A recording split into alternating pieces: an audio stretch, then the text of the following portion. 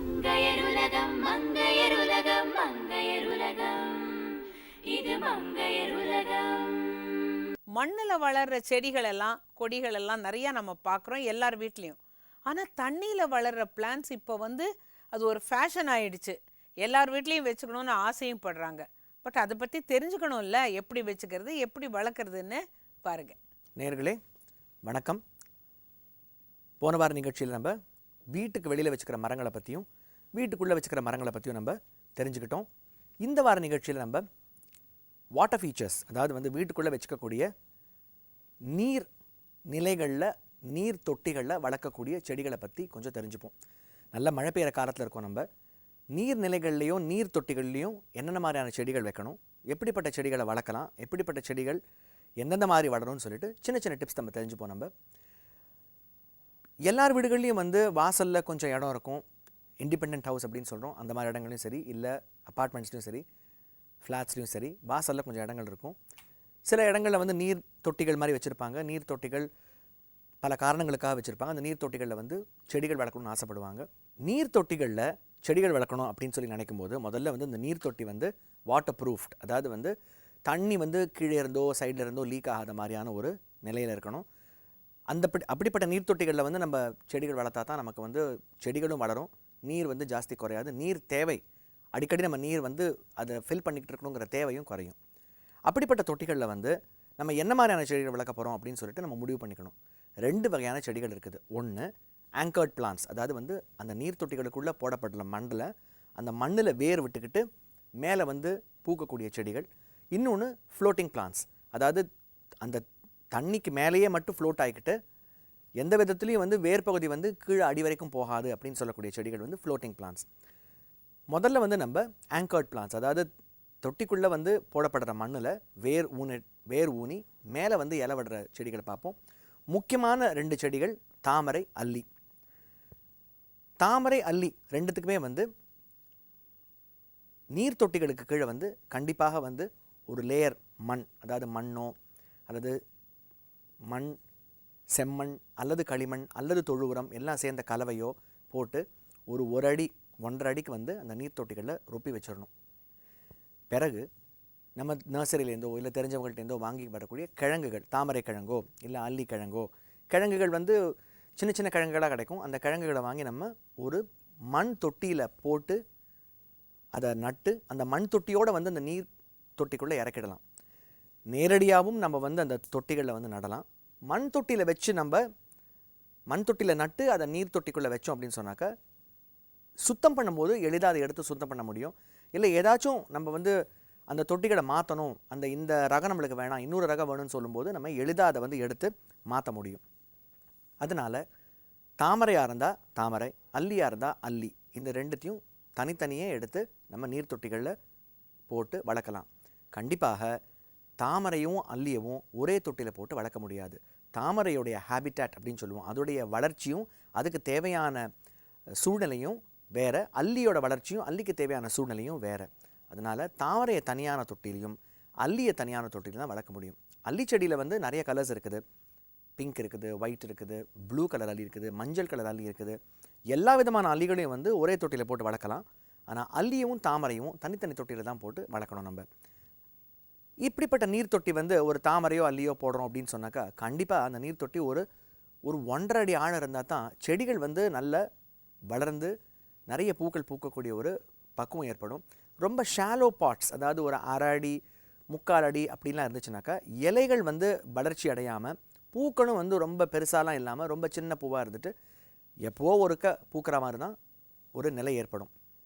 அதனால் தொட்டிகள் ஆழம் ரொம்ப முக்கியம். ஒரு குறைஞ்சபட்சம் ஒரு 1.5 அடி 2 அடிக்கு கூட இருந்துச்சுன்னா ரொம்ப நல்லது, நல்ல செழுமையாக வளரும் செடிகள்லாம். ஆழம் ரொம்ப ரொம்ப முக்கியம்.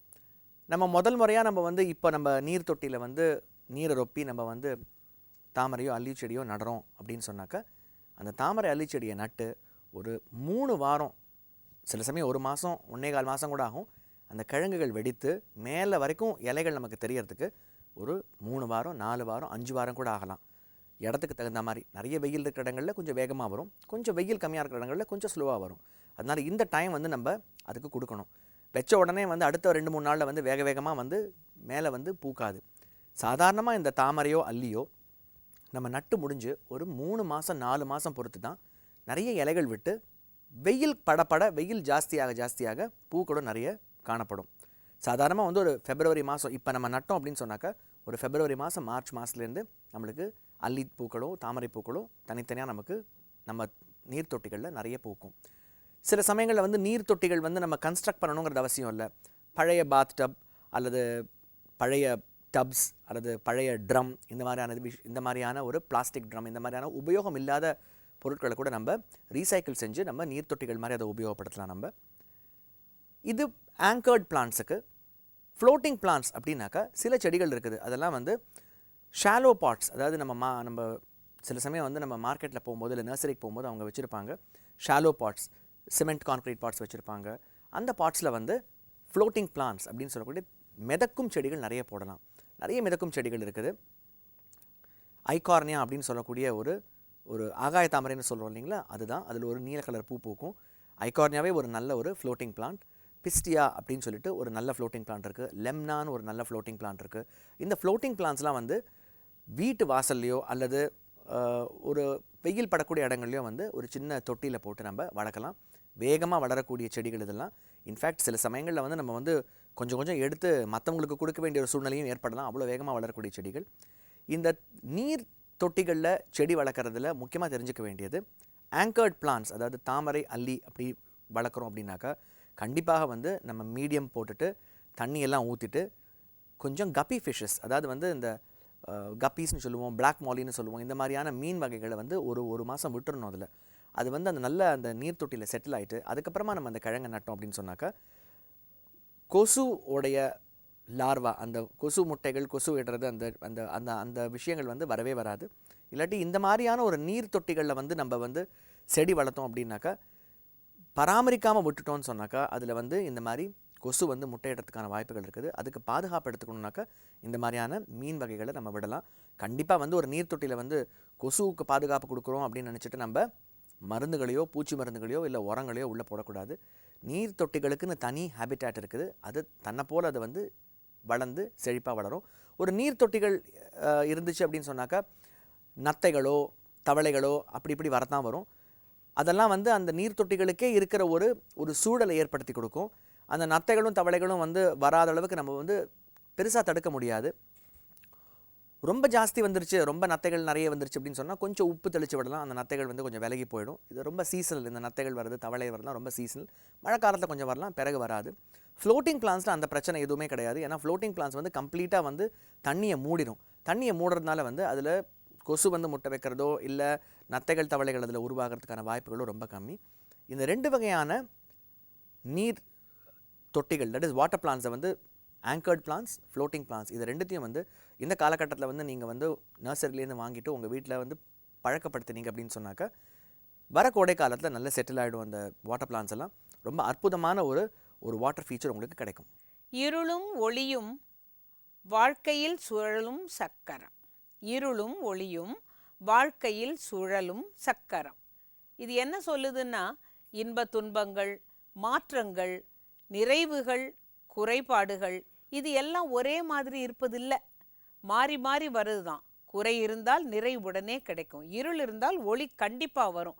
இதுக்கெல்லாம் காரணம் நமக்கு நிறைய நம்பிக்கை இருக்கணுங்கிறதுக்காக தான் இப்படியான பழமொழிகள்லாம் சொல்லி வச்சுருக்காங்க. ஆக நம்மளுடைய வாழ்க்கையின் நங்கூரமாக இருக்க வேண்டியது நம்பிக்கை. நேயர்களே, உங்களோடு மனம் திறந்து ஒரு வார்த்தை. இத்தனை நாள் இந்த மங்கையர் உலகம் நிகழ்ச்சிக்கு உங்களுடைய ஆதரவை தந்து கண்டு கழித்து உங்களுடைய கருத்துக்களை எங்களோடு பகிர்ந்து கொண்ட உங்கள் அனைவருக்கும் பிரியா விடை சொல்லி நாங்கள் இப்பொழுது விடை பெறுகிறோம். மீண்டும் வருவோம்.